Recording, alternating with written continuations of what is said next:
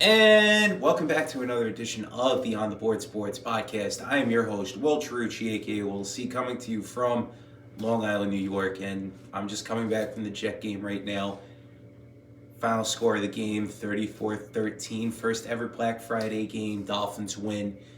What a disaster it was today at MetLife Stadium. And it really couldn't have gone better in a sense.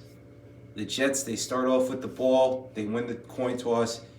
They get the ball to start off 3 and out for the Jet offense.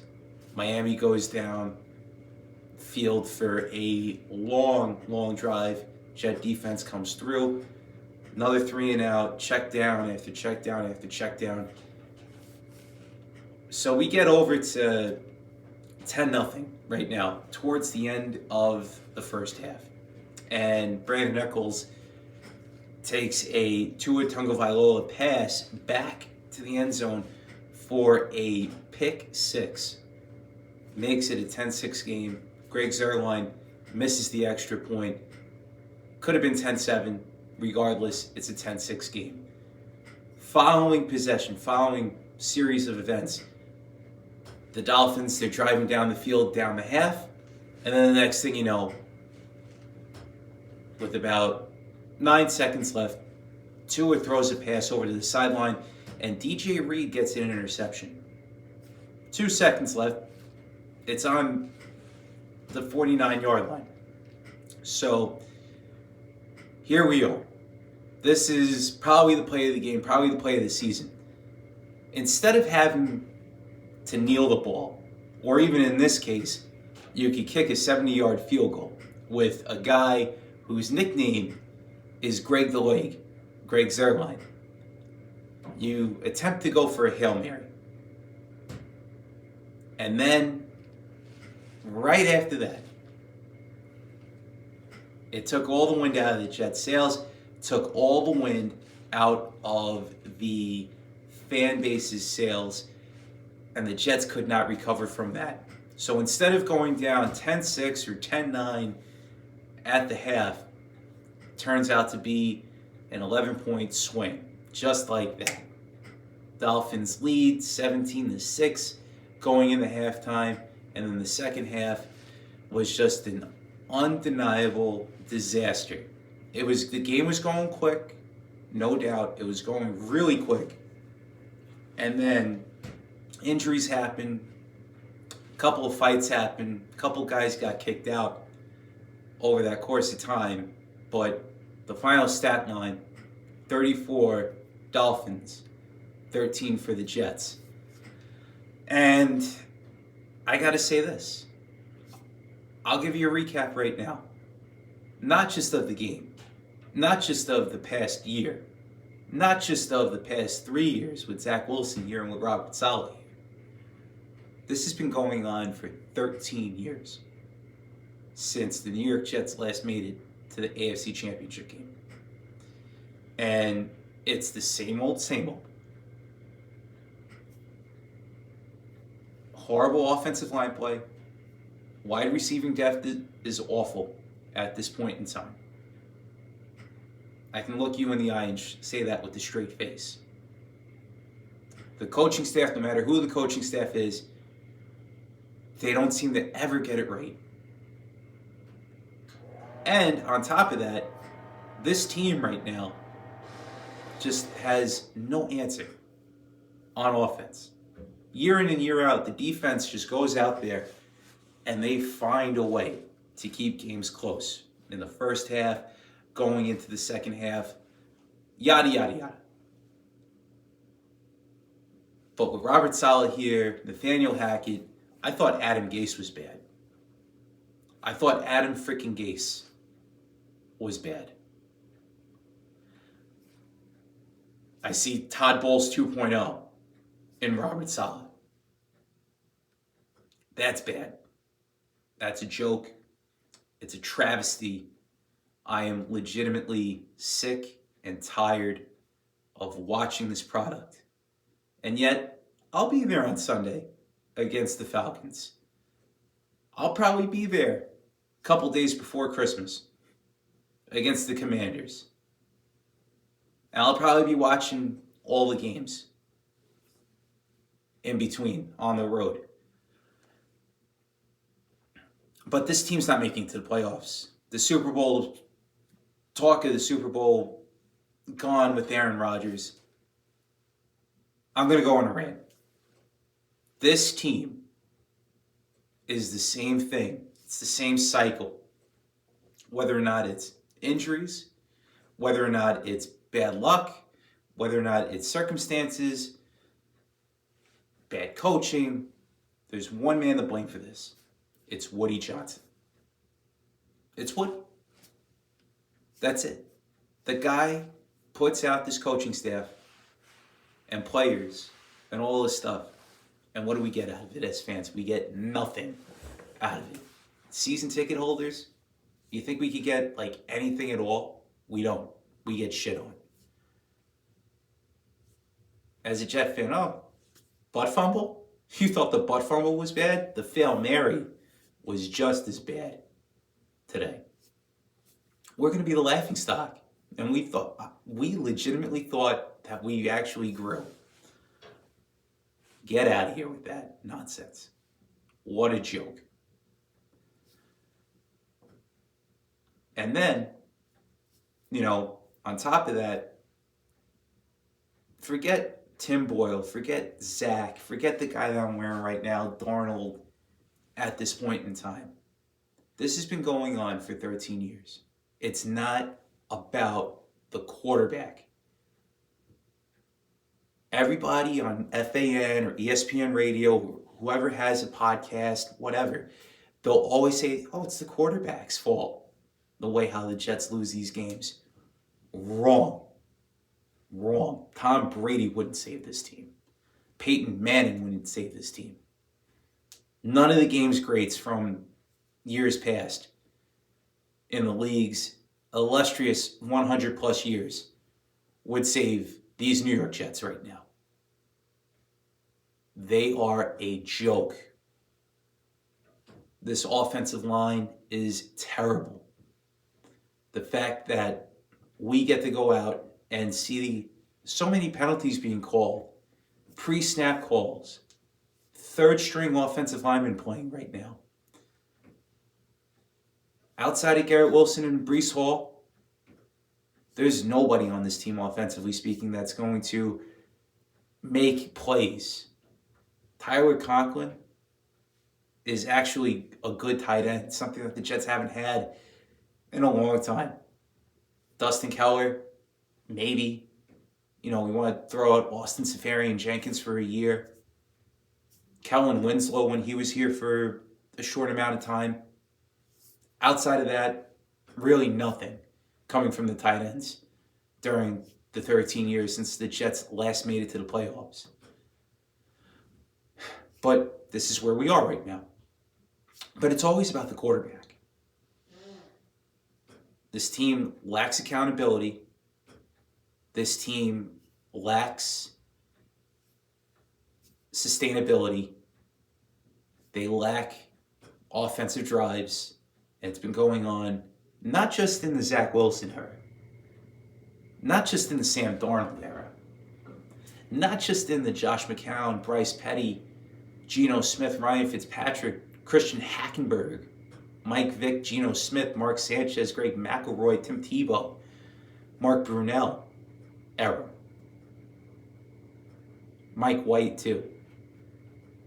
It's been going on for 13 years since the Jets last made it to the playoffs. Note to Woody Johnson, get guys in here that are actually capable of doing their job. You want to know why the Steelers are good for long periods of time? Look at their offensive line. They lose out on an offensive piece, no problem. They replace it, and they let guys play.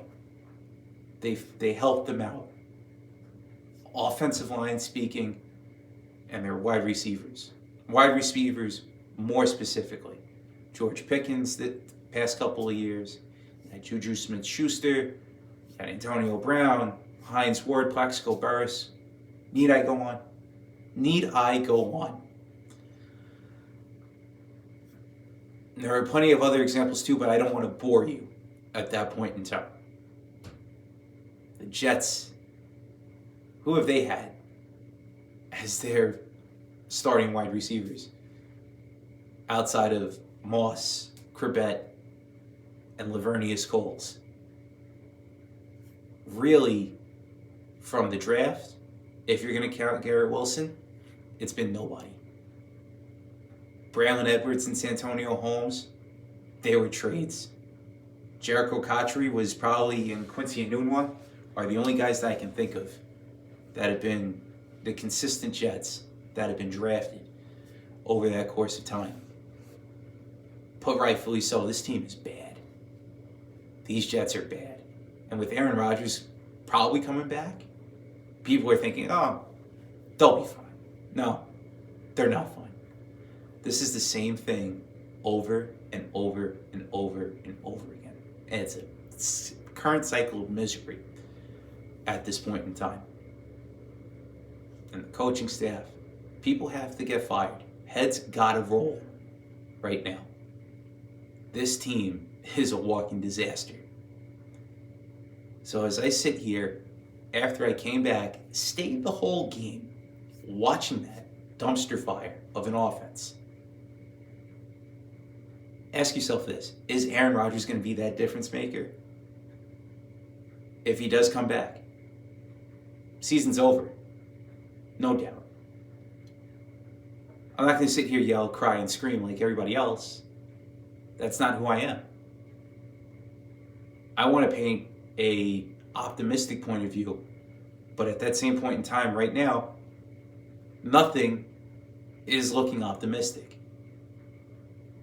And that pains me to say that, because we're in the same old cycle right now with the Jets, and it's sad. And believe me, I want to see this team make it to the playoffs. I want to see them compete for a Super Bowl. I don't know. I really don't know what's going to happen within the next year.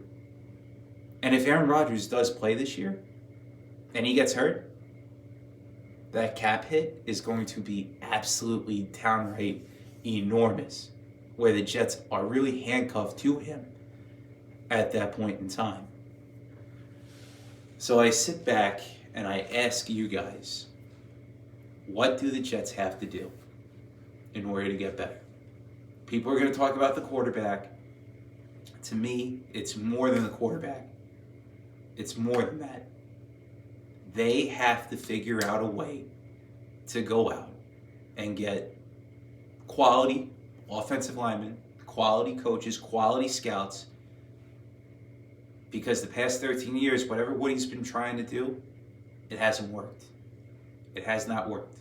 The turf, maybe they got to figure out, all right, go to grass. Go to natural grass at this point in time. Unbelievable. And that's where we are. Outside of the grass issue, that's where we are. It's the same old, same old. And every year in the draft, outside of 2022, 2020, 2021 to that extent too, they got Wilson and they got AVT. And even 2018, it's all about the defense. It's always about getting the defensive pick and the defensive coaches. Because of why? Because of the fact that Tom Brady was in the division for 10 out of the 13 years that the Jets haven't made it to the playoffs. Well, guess what? Tom Brady's not playing anymore. We're stopping people, that's good, but we can't score. Jets can't score anything at all whatsoever. They tried it. They tried it with Adam Gase, trying to be offensive, trying to do something different. It didn't work. It failed miserably. And now the Jets are back to square one at this point in time. This team is a walking disaster. And the fact that Woody Johnson says, you know what, guys, the season ticket holders, we're going to go out there and we're going to raise your season ticket prices up by another $100, $150. You guys are going to get a healthy Aaron Rodgers next year. That should be good for seats and for the bottom line. Newsflash, Woody. You did it last year when the team was 7-4. They missed the playoffs. We're pissed. We're mad. We're frustrated. And we're all looking at you. Heads gotta roll. And if you got a coaching staff here that's comfortable after seeing the way how they've went about their business, leads me to believe that you're comfortable with this coaching staff. And they suck. This coaching staff sucks. The same thing can be said about your scouting department.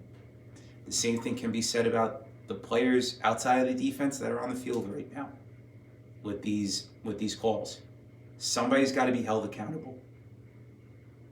And we're looking right at you, Woody. You're the owner. But we heard it on Joe Beningo's podcast because Joe talked to Woody at the Hall of Fame. Oh, everything's okay though. You can't blame me. I brought in Aaron. I brought in these guys. If you brought in Aaron and these guys, then you could have saved the season when Aaron went down and when Elijah Ferry Tucker went down and when the offensive line was in shambles.